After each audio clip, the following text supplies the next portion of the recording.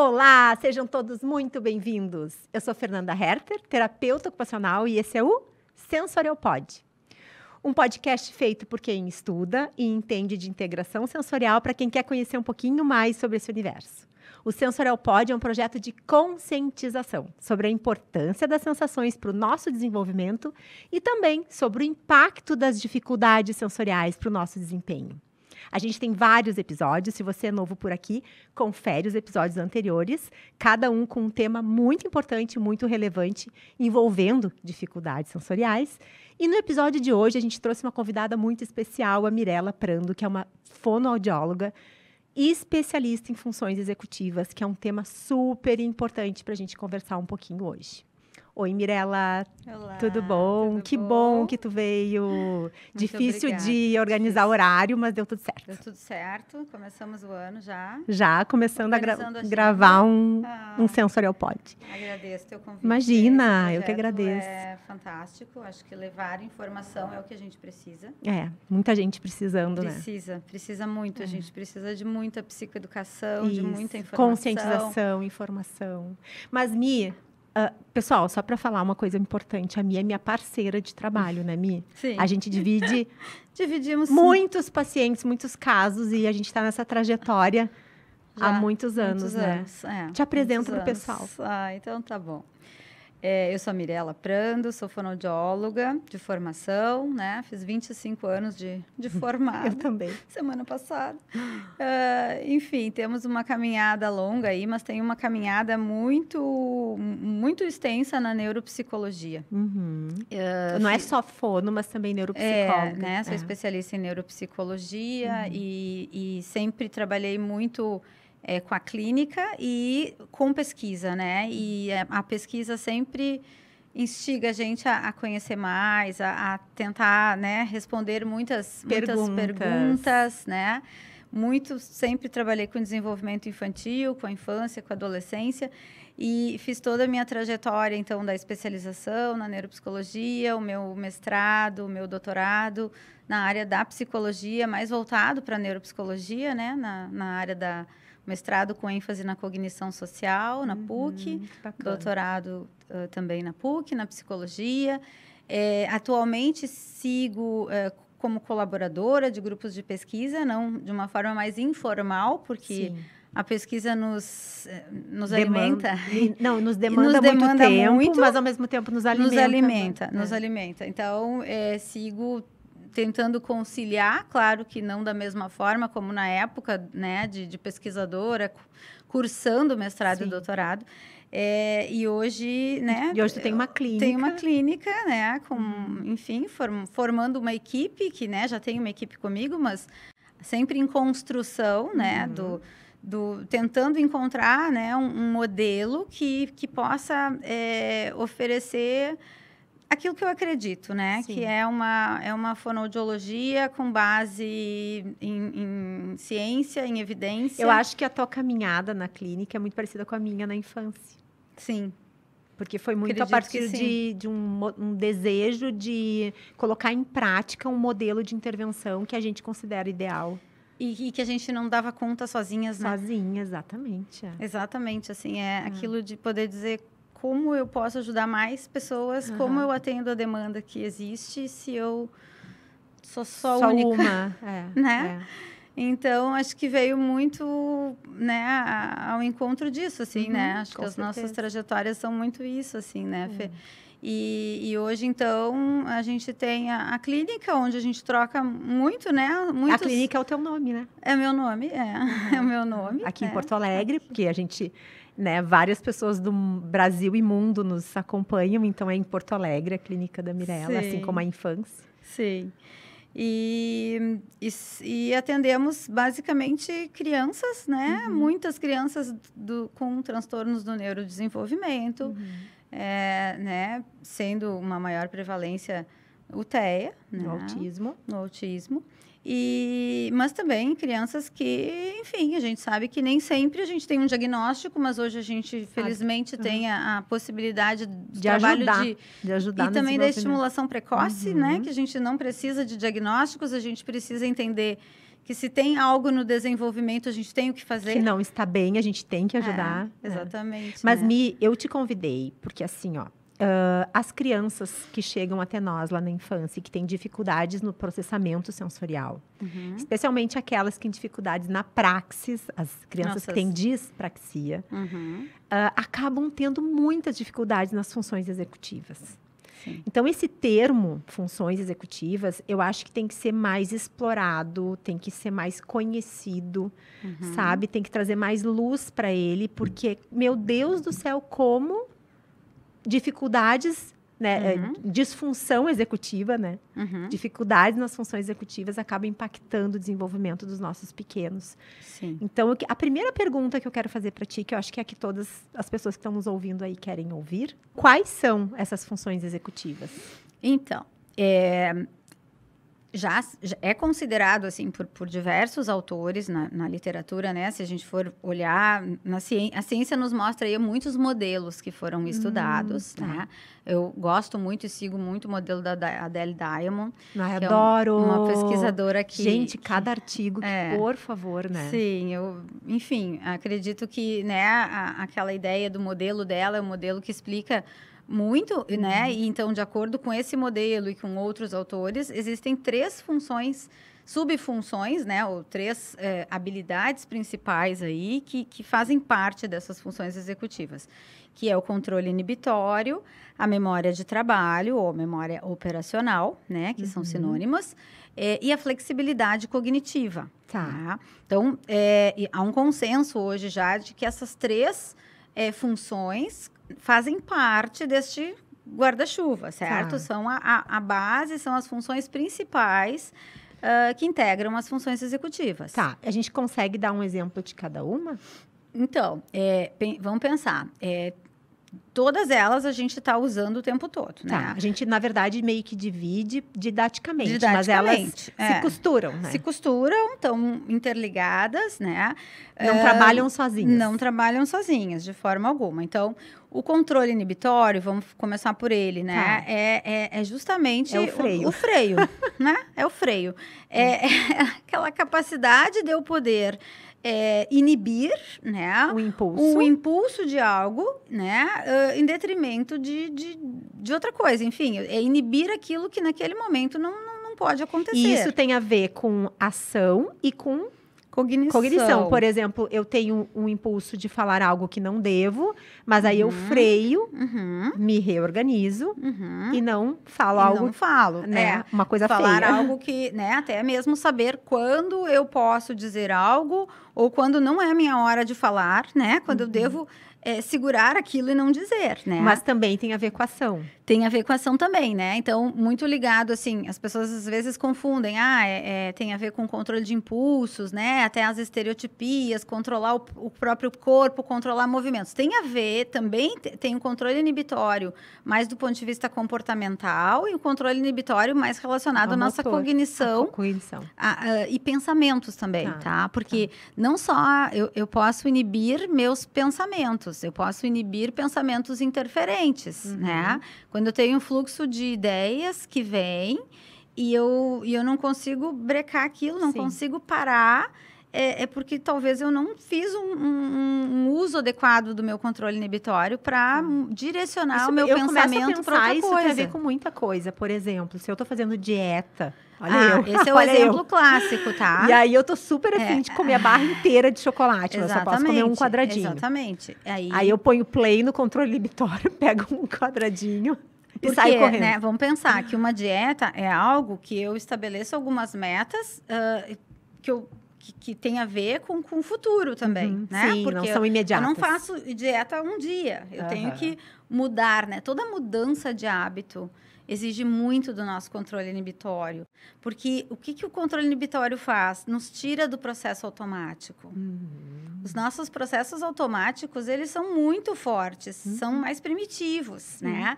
E as funções executivas, elas são justamente recrutadas quando a gente sai dos processos primitivos e se afasta dos processos automáticos e vai para uma ação mais deliberada, Sim. para uma ação mais planejada, para uma ação mais, né, que tem a ver com um controle maior. Né? Eu estava pensando em esperar, que vamos lá, nossas crianças, tá? Uma das primeiras dificuldades que a gente encontra nas terapias, né?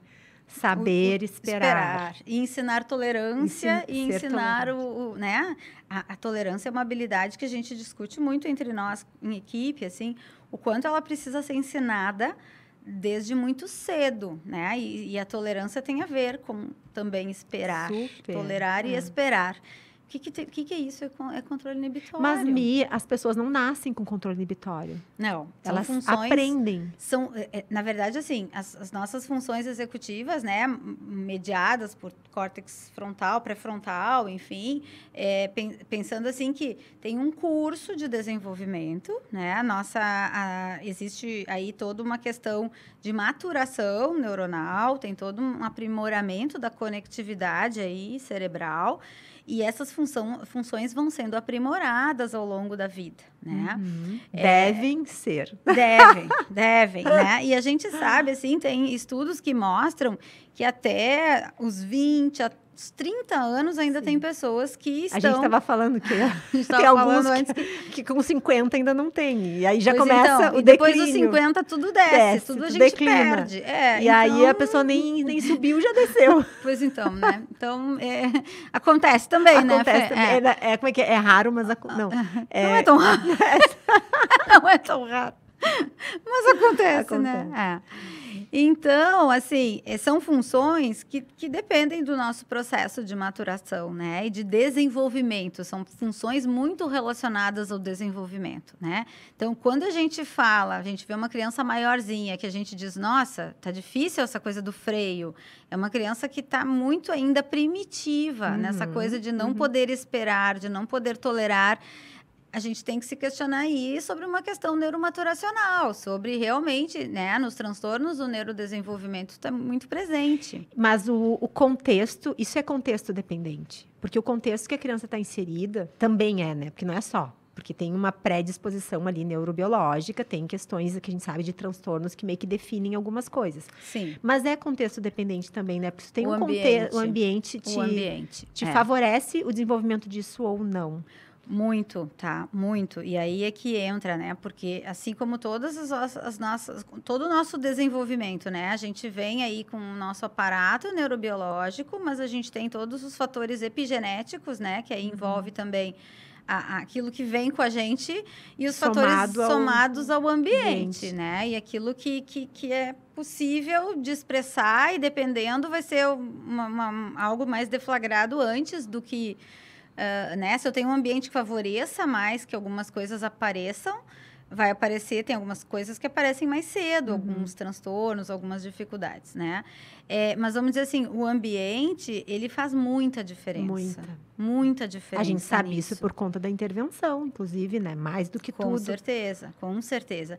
Então, o ambiente, por exemplo, aonde existe um maior direcionamento de planejamento, organização, rotinas, uma série de coisas bem determinadas. Uma estrutura, né, mais clara, uma rotina mais estabelecida. Vai favorecer muito, né, para que essas funções, então, sejam melhores, vamos dizer assim, utilizadas. Sim. Utilizadas, né? Acho que é o termo. A gente falou sobre controle inibitório. Quais seriam? Vamos falar sobre a segunda. Então, controle inibitório tem muito a ver com isso. E é muito importante falar dessa coisa da dieta ou desse controle do querer algo, né? Do querer algo que eu não posso ter agora. Freia, espera. Do querer algo que eu não posso fazer neste momento, mas, né? E de conseguir, segurar esse impulso, né, e de não realizar. Então, a dieta é muito isso, eu conseguir ter a longo prazo, né, curto, médio e longo prazo, uma mudança. Resultado e construir essa mudança de hábito, né,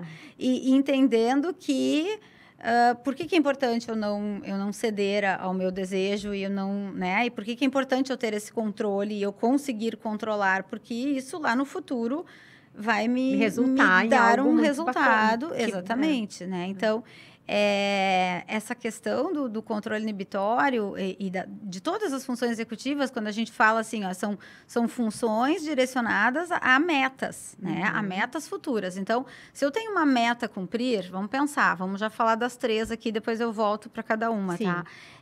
Se eu tenho uma meta a cumprir, primeira coisa, eu tenho que ter um plano mental, eu tenho que segurar as informações pertinentes para a execução da minha meta. E aí eu dependo da memória de trabalho, da memória operacional, que é uma memória que, né, é uma memória que guarda operacionaliza, guarda por um período curto, mas que não só guarda, ela manipula informações. Eu gosto muito do exemplo do número de telefone. Quando alguém te dá um número para tu anotar, né? Ou para tu... Hoje em dia não se usa mais isso, porque a gente está tudo aqui dentro. Na época que eu estava fazendo a pós na PUC, né? O meu trabalho de conclusão foi relacionar a atenção socorro Deus, com equilíbrio. Tá. Nossa, meu Deus, faz tantos anos que eu até já esqueci. Tá, então, mas por que eu estava falando nisso? Porque naquela época a gente falava sobre isso, a gente tinha alguns testezinhos de memória operacional e a gente tinha um deles que era guardar o número e replicar. Então, a pessoa ouvia um número e aí tinha alguns segundos e ela tinha que replicar o número que ela tinha ouvido, ou seja, guardar na memória de trabalho e conseguir. Que recruta uma memória, né, de curto prazo, exatamente uma memória de curto prazo, né, mas que eu seguro por um tempo para usar depois, né, eu seguro por um tempo para usar depois, né? Por exemplo, assim, ó, quando alguém me conta algo, alguém me conta uma história, né? Só o fato de eu poder Meu Deus, mas eu sou muito ruim de memória de trabalho. Guria, eu sou péssima. Eu chego na sala, eu já não lembro o que eu vim buscar e eu volto. Quem não, né, Fê? Quem não? Essa eu acho que é a primeira a declinar, né? A gente tem que pensar que também cabeça cheia. As nossas funções executivas, cabeça cheia, esgota espaço, né? Esgota recursos. Usa todo o HD. A gente usa muito o HD, né? Mas a memória de trabalho é muito isso, é o processador ali, né? Do nosso sistema. E nos permite, então, segurar uma informação e operar com ela. Porque, por exemplo, se eu estou escutando uma história, eu vou automaticamente te ouvindo e eu vou mantendo informações e fazendo relações com coisas que estão lá na minha memória de longo prazo, informações que eu já aprendi, e eu vou modificando, acomodando, e se eu tiver que te contar isso depois, eu já acomodei, eu já modifiquei, eu já te contei de outro jeito, né? Então, se eu tenho uma regra para manter, aprender uma regra e manter aquela regra, né, durante na sala de aula, né? Eu tenho uma regra de que eu preciso, enfim, ouvir a professora até o fim, só fazer perguntas depois, ou que vai falar o fulano. Aí eu tenho que guardar aquilo que eu tô na cabeça, esperar um pouquinho e falar depois. Isso, exatamente. Então, quando a gente, voltando ao exemplo da meta, se eu tenho uma meta para atingir, eu tenho, então, um plano mental, que eu não posso perder ele, né, das minhas ideias, tá lá, eu sei o que eu quero, eu decidi que eu vou executar algo. Eu tenho que usar muito controle inibitório, porque no meio da minha ação e da execução, algumas coisas interferentes vão acontecer, né? Tem um barulho externo, tem uma informação que me dizem, tem algo que vai me tirar do prumo ali, talvez, e eu tenho que conseguir frear, eu tenho que conseguir inibir essas informações para me manter com aquele meu plano mental. Sim. Eu tenho que pensar, e aí vem a flexibilidade cognitiva, porque se algo nesse caminho meio tempo não der certo... Não foi exatamente como eu imaginei. Exatamente. A gente se joga no chão e chora. Pois então, é uma possibilidade 1. Possibilidade 2, né? Vamos achar outro caminho. E quando a gente fala em achar outro caminho, eu estou usando minha flexibilidade. Então, eu tenho um plano mental, eu seguro aquela meta, minha informação, eu tenho que inibir tudo aquilo que é interferente e eu tenho que atingir a minha meta, tendo flexibilidade, porque no meio do caminho alguma coisa pode me fazer ter que buscar um outro recurso, uma outra estratégia, recalcular a rota. E a ideia é a gente entender assim, que a gente usa isso o tempo todo na vida. O tempo todo, né?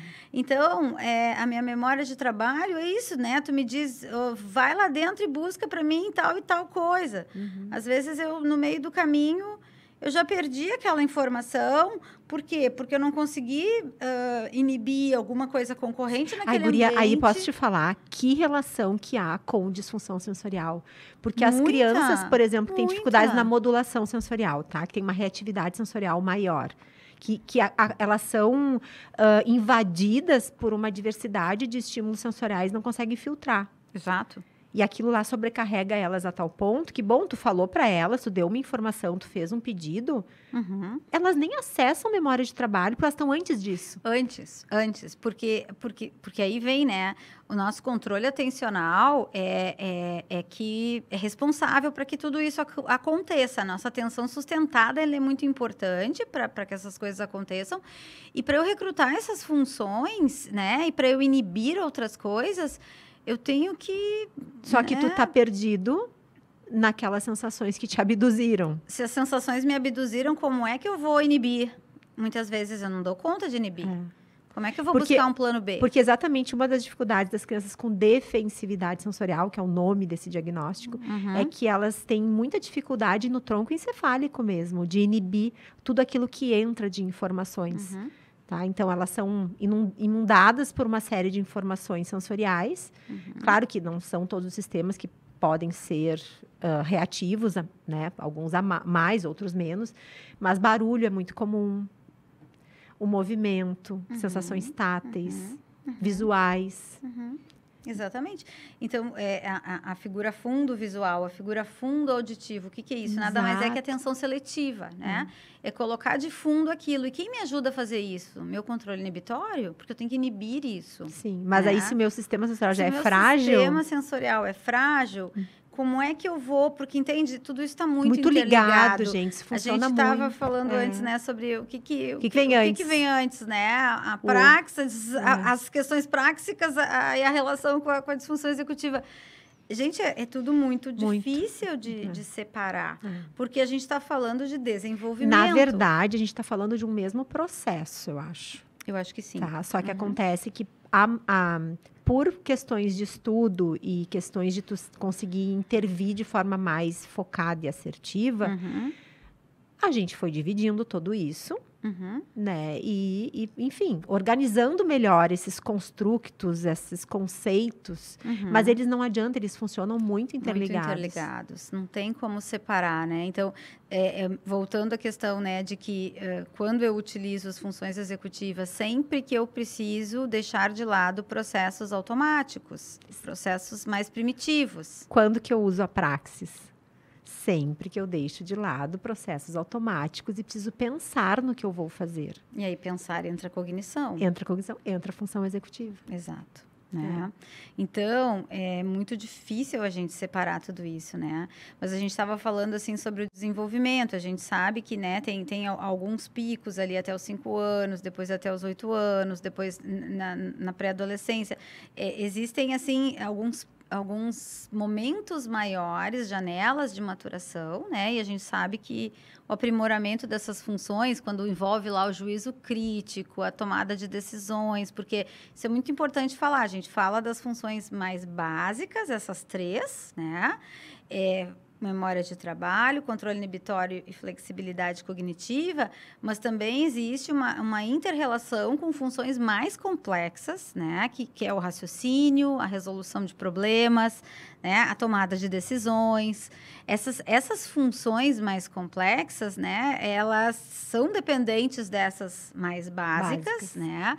Por isso a gente fala assim de um tempo de maturação para tudo isso até mais tarde, né? Tem pessoas que falam, falta o juízo crítico, né? Falta a capacidade de resolução de problemas rápido, essa noção de raciocínio, de tomada de decisões, porque isso daí tem a ver com motivação, tem a ver com aspectos afetivos, socioemocionais. E, mais uma vez, ainda assim, é uma questão que depende do contexto, né? Não é só neurobiologicamente determinada, não, mas um contexto que ajuda a pessoa a desenvolver essas habilidades. Exatamente. Faz com que ela as tenha. Isso é muito importante, né? Porque essas funções executivas, elas podem ser trabalhadas, treinadas, né? Vamos dizer assim, aprimoradas. A gente pode, né, fazer isso, né?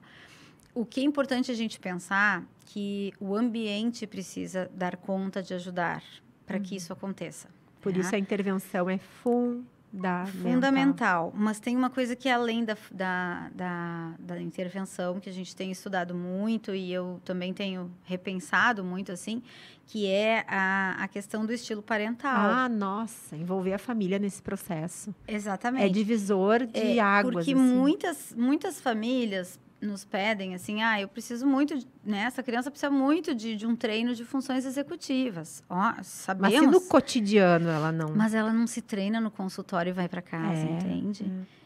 Por isso, agora, a minha ideia é envolver os pais nesse treinamento. Tá? Fundamental. Porque os pais precisam entender a fundo o que ali não tá bom, né? Porque às vezes a gente diz, fulaninho vai fazer tal coisa. Será que o fulaninho sabe fazer tal coisa? Sim. Ele precisa de modelos. Não, isso tudo é a abordagem, né? Como os pais mediam isso, como os pais apresentam o desafio, qual é a intensidade do suporte que eles dão.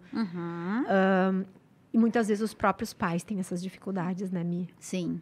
Sim, a gente sabe que tem uma questão aí de contextual, muito contextual, né? E a gente sabe que é um desafio muito grande para muitas pessoas. Sim, sem dúvida. E aí a gente fala aí de uma dimensão grande dessas dificuldades, né? Eu estava pensando sobre flexibilidade cognitiva. As pessoas com desafios sensoriais, elas precisam a qualquer custo que tudo seja muito previsível e tudo muito igual. Porque falta muita flexibilidade. Flexibilidade, mas também porque, aí o outro lado da moeda. Porque sensorialmente o mundo é muito desafiador. Então, quanto mais previsível ele for, mais conforto sensorial eu tenho. Porque eu já conheço aquela sensação. Não quero algo novo. Não quero algo novo. Então, como essas dificuldades também se retroalimentam? Se retroalimentam. Por isso a importância, né, quando a gente fala assim, de desde cedo não consolidar e não cristalizar processos, assim, né, de ajudar as crianças, dar a elas muita variabilidade, né, por isso a importância do ambiente ser flexível, né, porque muitas vezes a gente vê um perfil familiar com também uma inflexibilidade, que é de todo esse contexto familiar, né. Sim. E às vezes é um desafio também para a família ter que mexer nisso. Muito. Né? Porque está olhando para as suas questões. A gente, na infância, lida, por exemplo, com uma situação assim. Chega a criança, a família traz para nós com uma demanda de dificuldades sensoriais, né? E aí a gente começa a fazer algumas perguntas relacionadas a isso e a família não consegue tolerar que a criança se suje. Não consegue tolerar que a criança ponha o pezinho no chão. Não consegue tolerar uma série de situações de vivências fundamentais para a maturação do processamento sensorial. Mas para a família é difícil. Então, a criança, não, além dela, obviamente que tem ali uma predisposição, neurobiologicamente está com um processamento sensorial fragilizado, mas ainda assim é um ambiente que priva ela. Ela está tendo menos oportunidade. E eu imagino que nessa questão de função executiva deva ser assim, né? Ela já tem uma predisposição, já tem ali um funcionamento fragilizado, né? Uma disfunção executiva e ainda assim o ambiente não colabora para que ela Exatamente, isso é muito real, assim, muito, muito prevalente. A gente vê muito isso. A gente vê muitas... As famílias trazem isso pra gente, né? É difícil mudar hábitos que são familiares, né? E aí a gente vê que todos compartilham, muitas vezes, dessas dificuldades. E aí é um desafio. E aí vem a importância da gente conscientizar tudo isso, né? E falando da flexibilidade, né? A flexibilidade é justamente isso, assim, é eu mudar, né? Aceitar que eu não posso fazer, né? Que não tem o sabor que eu quero, eu aceito outro sabor de sorvete, sei lá. É entender que meu amigo não vem, mas talvez eu vou brincar com o vizinho, ou eu, né? Eu querer muito um brinquedo, mas entender que eu só ganho no aniversário, então tem que esperar 2, 3 meses. Então isso também tem a ver com ter controle, né? Inibitório para não ficar numa insistência, mas ao mesmo tempo ter flexibilidade de aceitar outra rota, né? né? De fazer algo diferente. E isso é uma dificuldade muito grande para muitas pessoas, né? E aí, pensando que essas funções, elas são muito importantes, e vamos pensar, se elas gerenciam outras funções, né? Porque a gente fala de funções cognitivas de um modo geral, elas são as que gerenciam as nossas outras funções, né? Quem são essas outras funções? A linguagem é uma função cognitiva também. A memória, a percepção, a própria atenção, né? O aritmético, o cálculo, habilidades mais complexas de linguagem, como leitura e escrita. Todas essas nossas habilidades, elas são, né? A praxis também é uma função, né? Então, assim, todas essas habilidades são muito, vamos dizer assim, impactadas. São muito impactadas quando a gente tem uma disfunção executiva, né? E aí, só que a disfunção executiva, ela pode melhorar, e pode melhorar muito, né? Só que ela tem a ver com a questão, assim, de um ambiente muito organizador, né? Então, quando a gente tem uma criança com uma disfunção executiva, a gente diz, tem que ter um adulto... É isso que eu ia falar agora. Tem que ter um adulto que empreste as suas funções executivas para a nossa criança. Que aí o papel de um assistente terapêutico é muito importante. Exatamente. O papel da família treinada, né? Assim, a família dentro de um processo terapêutico, como a gente acredita, né, Fê, que deva acontecer, porque é a família que está ali, não somos nós, né? Então, aí vem a necessidade desse ambiente servir como as funções, né, executivas das nossas crianças. Sim. Então, tudo que ela está aprendendo de novo, né? Vamos pensar até em coisas de vida diária. A higiene pessoal, o próprio uso do banheiro, né? Do toalete. O sono, que a gente estava falando. O sono, a gente estava falando, né? Às vezes as crianças precisam aprender a relaxar, aprender a dormir. Aprender a tomar uma decisão no meio da noite de voltar a dormir quando acorda. Quando acorda e quer ligar a TV às 4 da manhã na sala, entende? Sim. Então, e isso depende de algo diferente que eu vou fazer, né? Isso depende de algo novo que eu tenho que fazer. Ó, eu perdi o sono, eu acordei, mas são 4 da manhã, tá todo mundo dormindo, as pessoas só levantam da cama quando amanhece.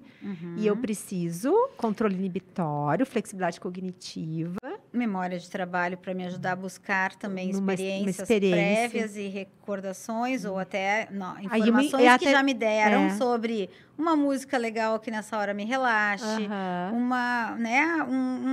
sei lá, qualquer estratégia, até contar carneirinho, entende? Eu tenho que lembrar de coisas que Porque a gente estava falando o quanto a gente tem um preconceito de que as crianças têm dificuldades no sono, está muito relacionada à modulação, à reatividade sensorial aumentada, se sobrecarrega, não dá conta, e aí não consegue se acalmar, né? Tá com alerta muito alto, tá hipervigil, não consegue relaxar, descansar. Mas a gente já sabe que não é só isso. Que tem questões relacionadas a praxis e funções executivas que também estão envolvidas nas dificuldades de sono. Quando a gente ensina regulação emocional para as crianças muito cedo, né? Que a terapia comportamental já promove isso muito cedo. Por que é importante ensinar regulação emocional, né? Primeiro, saber o que acontece com o meu corpo, né? E é importantíssimo a gente nomear tudo isso. E aí vem o papel da linguagem, né? Porque se eu tenho que aprender algo novo, aprender vocabulário novo, acessar vocabulário novo, também depende de funções executivas. A gente trabalha isso muito na integração sensorial, que assim, perceba a sensação do seu corpo. Nomeie, conceitue, sinta aquilo. Saiba como pedir ajuda ou saiba como mudar o contexto que tu está inserido a favor do teu conforto sensorial. Exato, do teu conforto. Então, isso envolve no início, uma percepção, uma discriminação, mas uma nomeação, todo esse trabalho que vocês também fazem enquanto terapeutas ocupacionais dentro da integração sensorial, né, Fê? Vocês estão trabalhando muito funções executivas, né? Assim como dentro da terapia comportamental, quando a gente fala da importância de ensinar as estratégias. Quando vocês falam sobre as emoções, por exemplo, vocês trabalham muito isso, né? Sim, sim. Porque a gente ensina eu num viés mais de comunicação e linguagem, tô ligada assim, se sabe acessar o nome daquilo. O que você está sentindo, o conceito, o que você está sentindo, você está brabo, você está com raiva. O nome disso é raiva. Então... Mas antes mesmo de eu identificar que eu tô com raiva, eu tô batendo o pé no chão, eu tô bufando, eu tô andando de um lado para o outro. Eu posso estar com raiva, né? Isso pode ser raiva, né? E aí tu saber que isso é raiva, daí depois tu saber... Por que tu ficou com raiva? Por que daí a gente já entra na função mais complexa, né? De um raciocínio. Aí entra na resolução de problemas, que também é função tu vai fazer com isso? O que eu vou fazer com isso? Sim. Que estratégias eu busco quando eu sinto raiva, né? E aí a flexibilidade é muito trabalhada nessa hora, porque eu tenho que pensar em todas as possibilidades de ação que eu vou, né, possíveis de eu eleger e qual delas eu vou decidir fazer. Sim, né? tomar uma decisão. Tomar uma decisão. Então, tu vê, a gente está aqui falando de tudo que, com certeza, quem está nos ouvindo está pensando... Tá, mas isso eu sei que está sendo, né? Meu filho está sendo trabalhado demais isso com ele. Sim, mas a gente está promovendo essas funções, né? Eu me lembro assim, ó, por exemplo, vamos misturar isso agora, tá? Então, pessoas com dificuldades auditivas, né? Tem alguém fazendo barulho na sala, ou alguém do teu lado, esse é o mais comum, tá comendo e fazendo um baita barulhão ali comendo e a gente se enerva com aquilo. Sim. Tu tem algumas opções. A raiva vem aquele impulso, né? Aquela coisa, que droga. O que tu faz com isso, né? Tu tem que frear, tu tem que pensar, ver qual estratégia tu tem. Tu pode, né, carinhosamente pedir, olha, dá pra tu fechar a boca, por gentileza. Tu pode botar um fone de ouvido, tu pode sair de perto. Exatamente. E é isso, né? E aí, por exemplo, na sala de aula, quando todos os estímulos sensoriais estão ali concorrendo. Né? Concorrendo. Eu acho que a sala de aula, a escola, é o ambiente mais desafiador. Mais aonde existe um custo muito elevado. Muito elevado. Então, quando a gente fala assim, em programação de tempo para uma criança estar na escola, né? Tem que a gente cuidar trabalha muito isso dentro em equipe, né? A gente discute muito. Como é que vai ser essa progressão da permanência da criança lá? Escola. Né? Porque a gente leva em conta, pensa o tanto de estímulos, e a gente costuma falar muito do sensorial, mas é isso, é o sensorial, e a administração desse sensorial, e a administração, né? E o que a gente vai fazer para usar isso, porque eu preciso inibir isso, né? A minha atenção seletiva na modalidade auditiva, ela vai me fazer né, bloquear, barrar esses estímulos, esses ruídos de fundo, né, para que eu preste atenção no estímulo relevante. No relevante, que é meu professor falando, é o amigo que eu estou interessado, é a minha assistente terapêutica do meu lado. Mas para isso eu preciso realmente saber direcionar para o que é relevante e inibir o que é interferente ali. Muito. Né? E aí eu estou, de fato, usando um controle inibitório muito importante, né, associado a essa capacidade de atenção seletiva. E aí vem a coisa assim de sustentar isso, né? E aí quando eu tenho um sistema sensorial frágil, eu não sustento a atenção também, né? Por isso é muito difícil. Se perde, né? Então, essas questões todas, elas precisam andar juntas. E a linguagem é dependente disso. Nossa, muito. A aquisição da linguagem a gente até estava falando sobre... Para que tu aprenda com o modelo do outro, porque comunicação e linguagem é isso, né? É interação, é o modelo. É interação, é modelo, é troca. Mas aí o tempo de atenção, a atenção sustentada, a atenção dividida. Não era essa a que eu estava falando. Atenção compartilhada, né? Porque vamos pensar que no autismo, a atenção compartilhada é a dificuldade central ali, né? Desde muito pequenos a gente vê essas dificuldades já em bebês, né? E aí essa atenção compartilhada com menor qualidade vai impactar nessa troca, né? Nessa troca e nesse aprendizado que é por observação. Né? E aí vamos pensar agora até numa criança maiorzinha que está dentro da sala de aula e que é muito difícil para ela filtrar tudo isso, né? Enquanto uma criança dentro de um desenvolvimento típico está lá aprendendo um monte de vocabulário por dia, né? Aquela coisa que se aprende, né? Por relações que se faz, né? Aprendo e observo e estabeleço relações rápidas e vou adquirindo mais.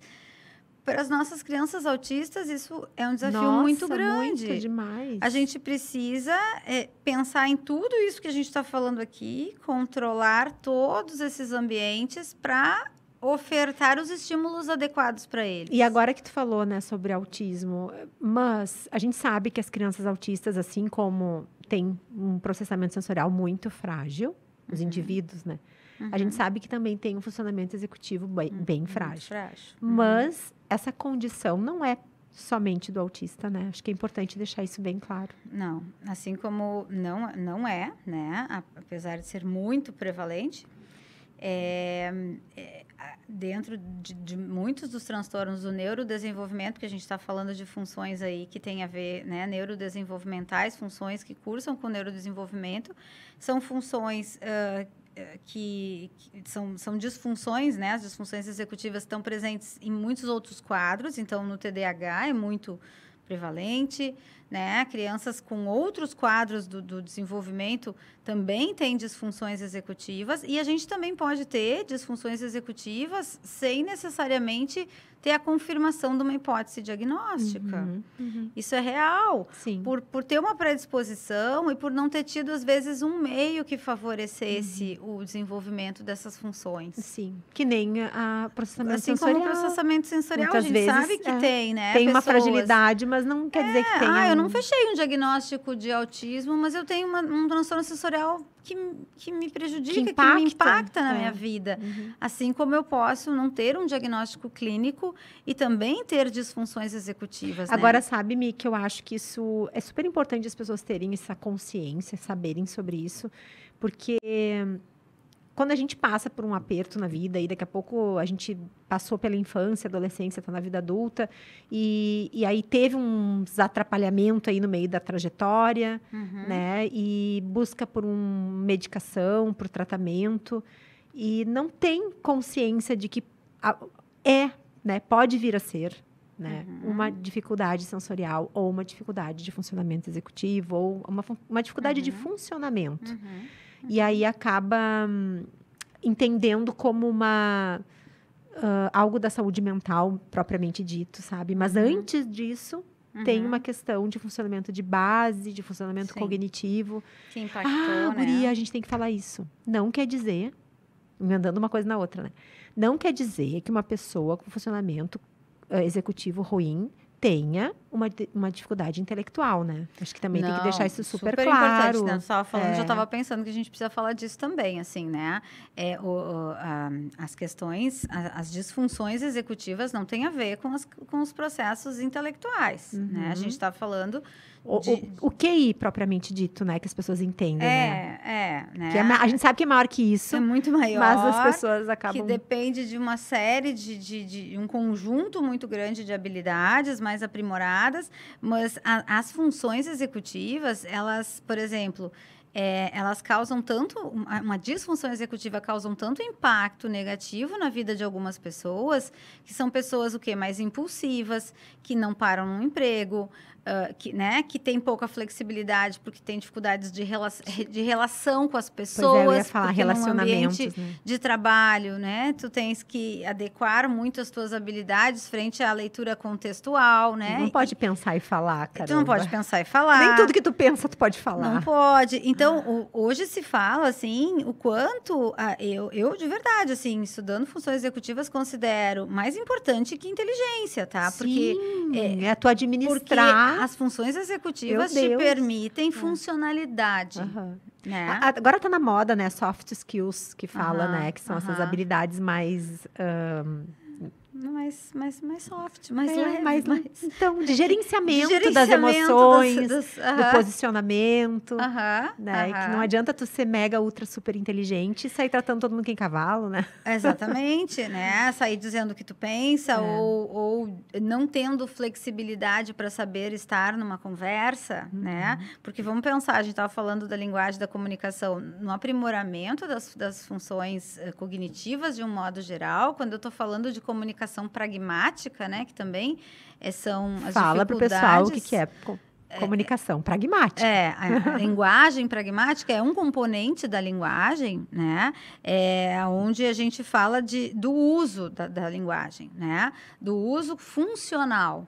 Então, não é ter um vocabulário maravilhoso, mas é usar isso. Exatamente. Eu posso ter componente lá semântico, ter vocabulário, significado, né? Conteúdo. Eu posso ter a fonologia, que é a forma, os sons todos bem estruturados, né? A sintaxe, a questão de fazer frases bem estruturadas, né?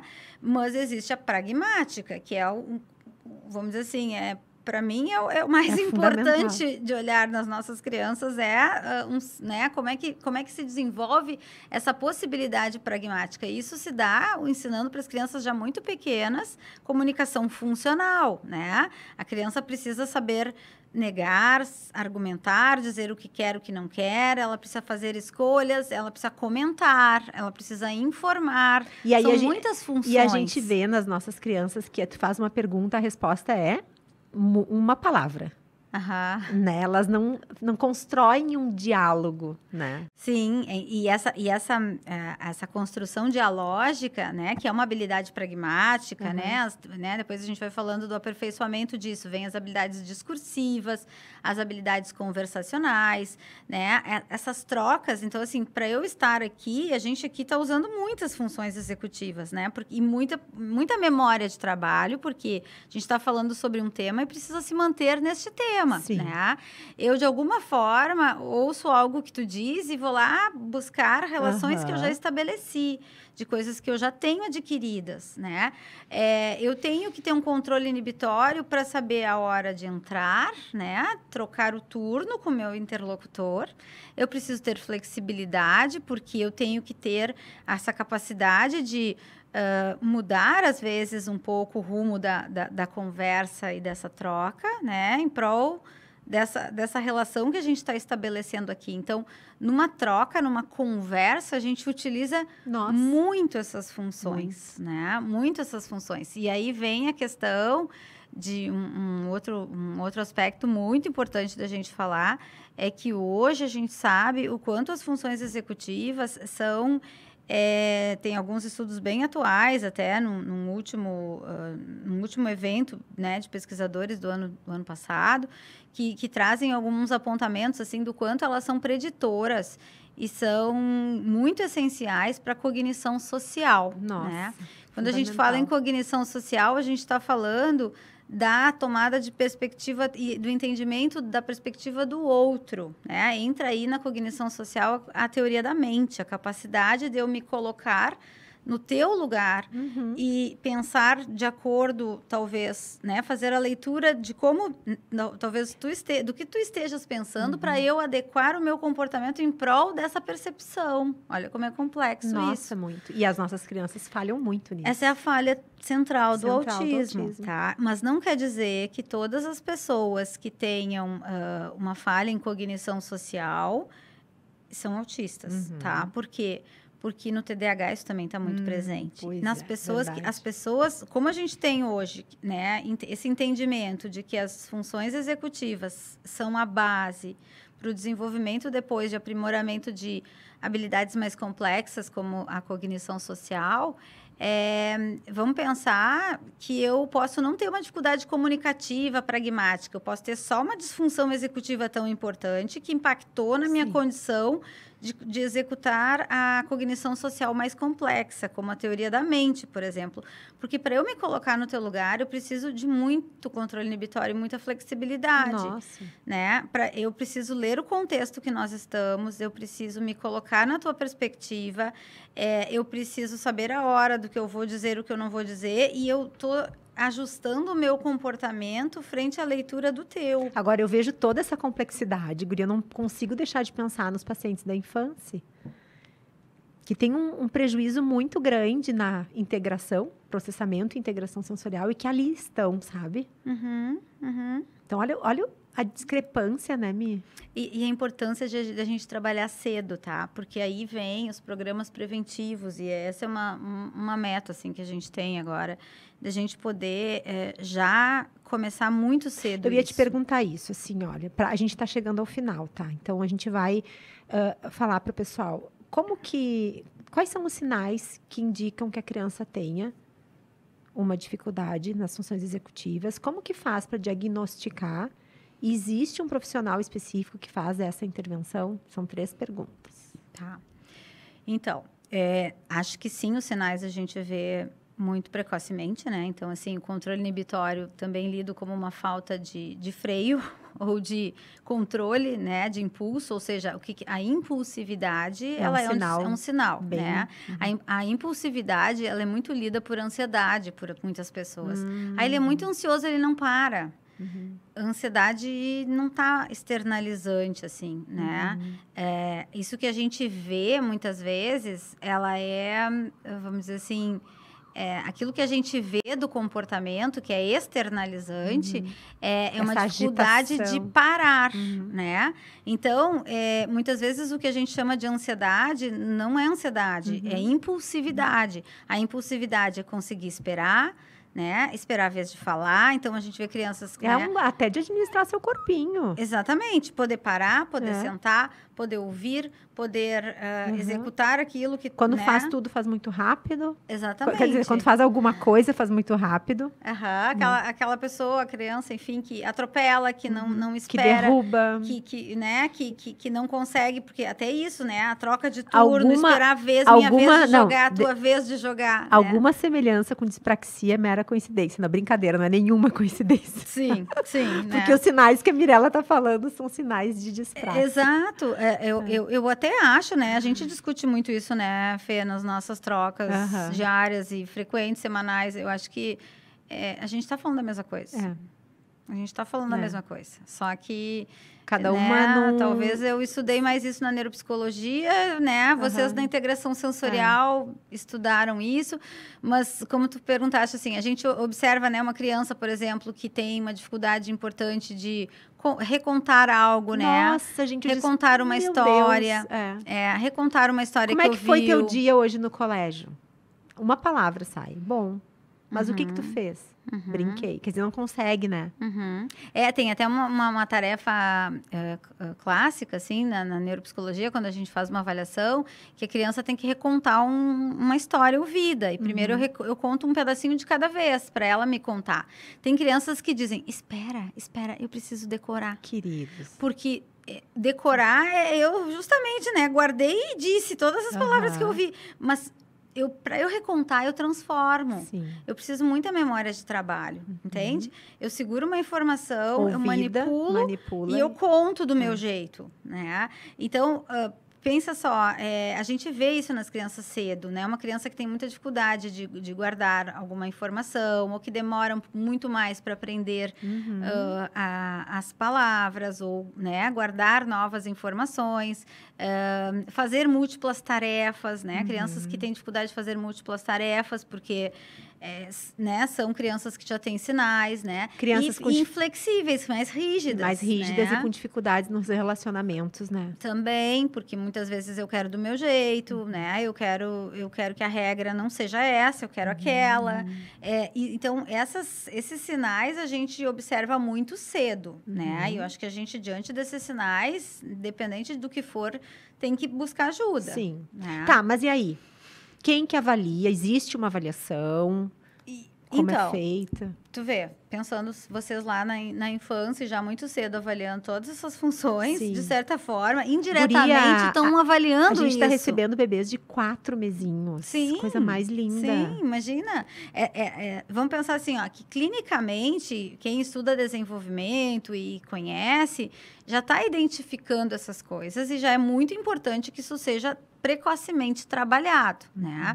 Mas sim, é possível fazer uma avaliação neuropsicológica. São testes, né, específicos, mas eu tenho muita cautela e muita ressalva. Pois é, porque com o nosso público de crianças com TEA. Não são todos que conseguem responder. Nós não temos testes ainda, né, padronizados e destinados às crianças de grupos clínicos. Sim.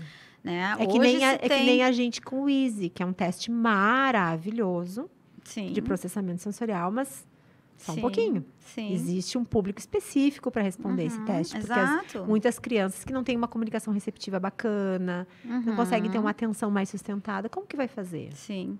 Então, a gente pensa assim, ó, quando eu entrei na neuropsicologia, fui começar meu mestrado nessa área, nós não tínhamos nem instrumentos, né?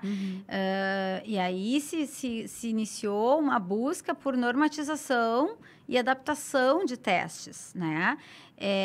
Eu mesma, dentro lá do meu mestrado, doutorado, né, fiz uma bateria de testes neuropsicológicos. Não é o né? Neuropsilin, não é? Não tem um assim? O Neupsilin. Neupsilin, não é eu participei, esse, tá? Eu participei, né? A doutora Rochelle já esteve aqui, né? Ela foi minha orientadora, a gente trabalhou lá quando a gente discutia muito, não tinha o que aplicar nas crianças, né? Então, naquela época, as pesquisadoras, né? A doutora Rochelle Gerusa da URGS, uma parceria de PUC URGS e São Paulo, fizeram o Neupsilin infantil, né? Já tinha o Neupsilin adulto, eu participei de todas essas coletas com elas, foi muito importante, usei nos meus estudos também, mas em paralelo ao Neupsilin, que é uma bateria ampla, que avalia uma série de funções, né?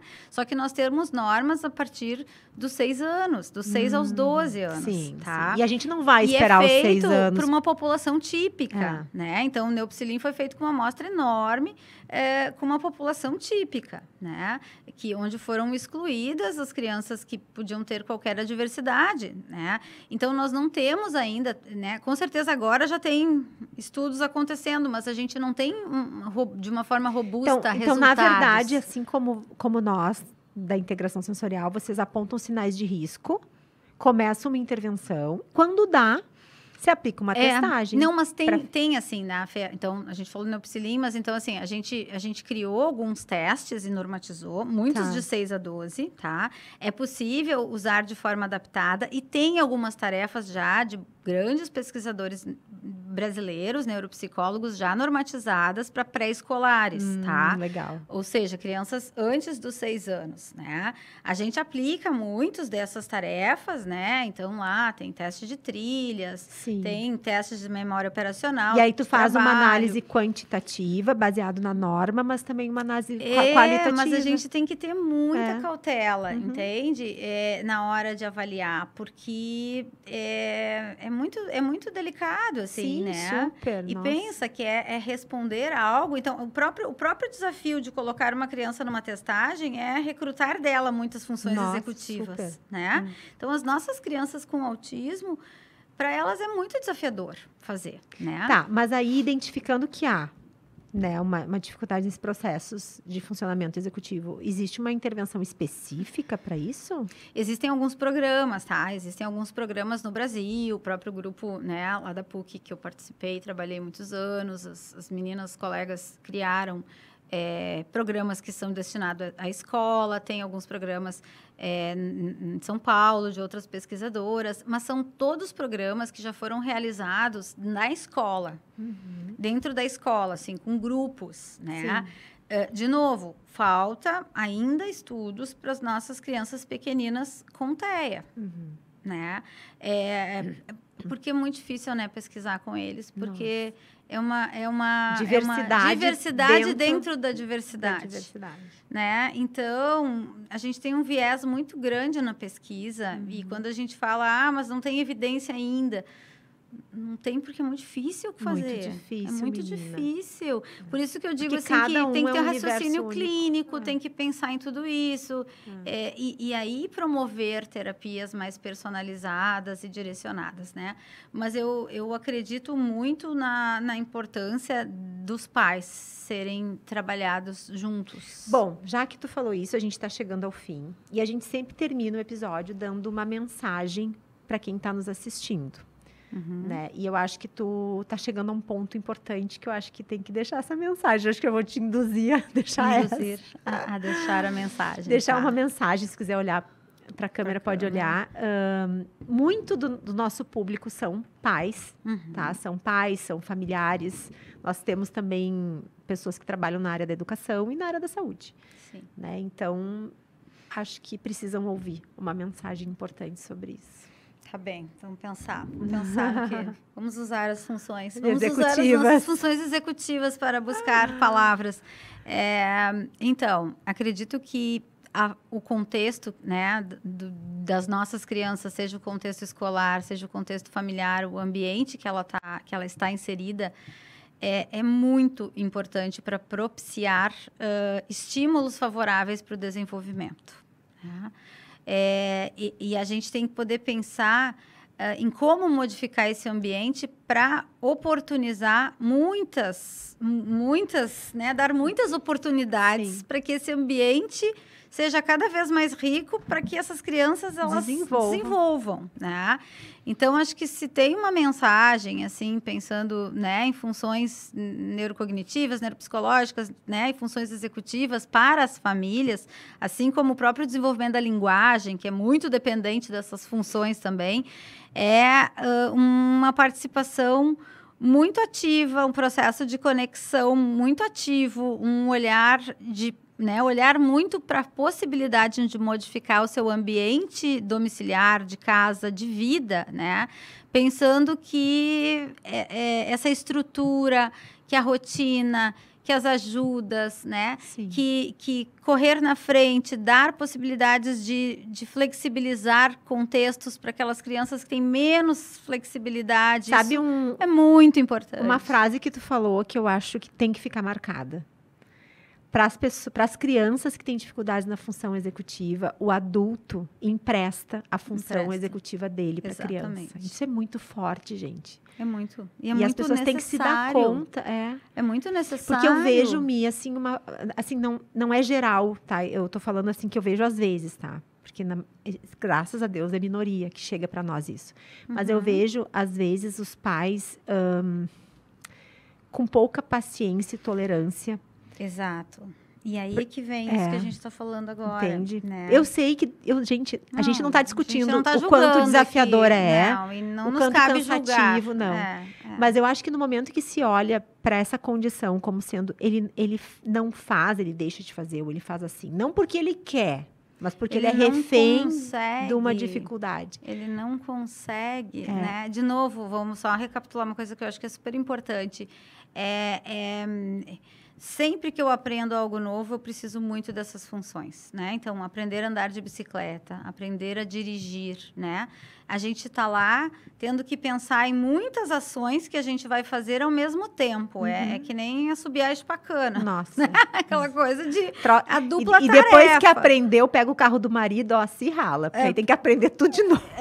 Porque aí mudou é um novo contexto, um novo veículo. E aí aquela coisa, né? Então, assim... tudo que é novo vai depender de de ajudas, né? Então, aquela história de dizer, vai lá, escova o dente.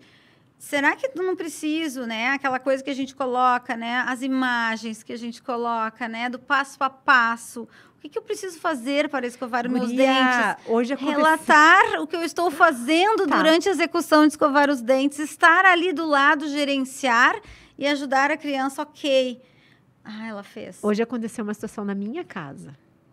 Que a gente tem, o meu filho mais velho tem um Lulu da Pomerânia, um micro de um cachorro maravilhoso, coisa mais fofa do mundo. Mas nós temos 2 pastores. Sim. Imensos. Eu sei. Tá. Então a gente tem que ficar fazendo tipo um jogo ali com as portas, assim, sabe? Se deixar tudo aberto, o Lulu vira lanche. Pequeno.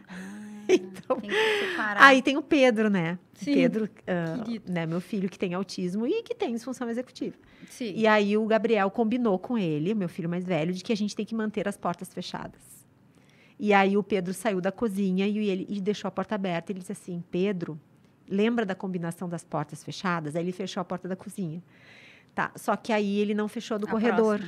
E aí e o Gabriel disse assim, pô, mãe, eu não entendo. Eu falei para ele, filho, só um pouquinho, tu tem que ser mais preciso.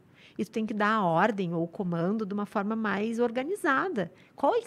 Pedro, vamos lá. Quais são as portas que tu tem que deixar fechadas da casa, né? Tem que ser mais claro. Tem que ser mais claro. Tem que ser explícito. Explícito. Só que aí entra um julgamento, sabe? O caso do meu filho, do Gabriel, não. Mas eu vejo que da população em geral, que cara preguiçoso, que cara desleixado, que cara... Não consegue, Tu entendeu? né? As pessoas já julgam. Não consegue fechar a tampa do vaso. Entende? Não consegue Não dar consegue descarga. apagar a luz do banheiro, não consegue dar descarga, não consegue fechar a pasta de dente que abriu. Eu tenho inúmeros exemplos. Não vou começar a falar, senão nós vamos entrar a noite adentro. Vamos terminando.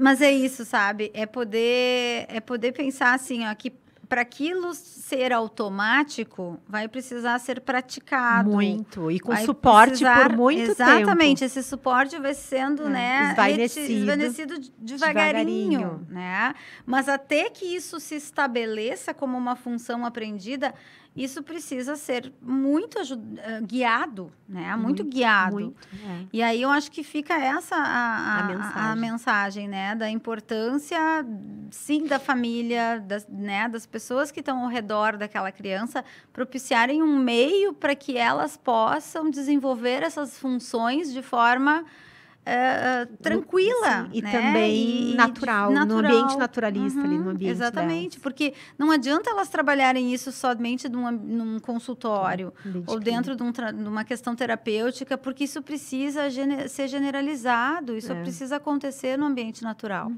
Né? Bom, pessoal, estamos chegando ao fim. Passa rápido, né? Passa Quando a gente vê. Passa rápido. A gente queria agradecer a presença de vocês.